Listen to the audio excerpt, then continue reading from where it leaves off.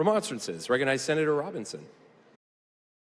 On Monday, I mentioned the sharp geographical difference between the major political parties in Oregon. Some of the differences in political positions arise directly out of a misunderstanding of lifestyle styles that are very different. The result is that the majority party is frequently united in passing laws which are opposed by most members representing the areas in which these laws apply.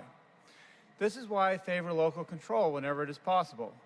Decisions made at a local level will almost always be better. Residents of the communities have direct access to their local elected officials. It is easier to correct mistakes. Furthermore, we are taxing everyone in the state and then deciding from Salem which local projects the money will fund. For many of these projects, most members vote on them without having the time to become familiar with details.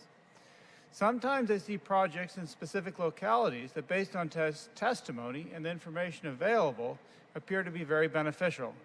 And yet it would be wiser to let the localities decide what projects they want.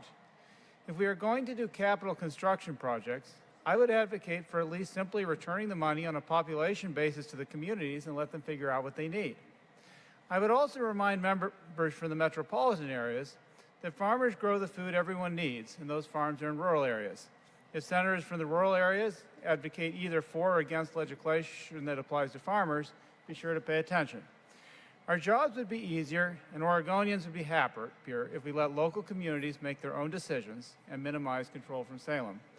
My father tells me that Linus Pauling used to say that the way to have good ideas in science was to have lots of ideas and discard the bad ones. With 90 legislatures, we seem to have lots of bills. Let's discard a few more of them. Thank you, Mr. President.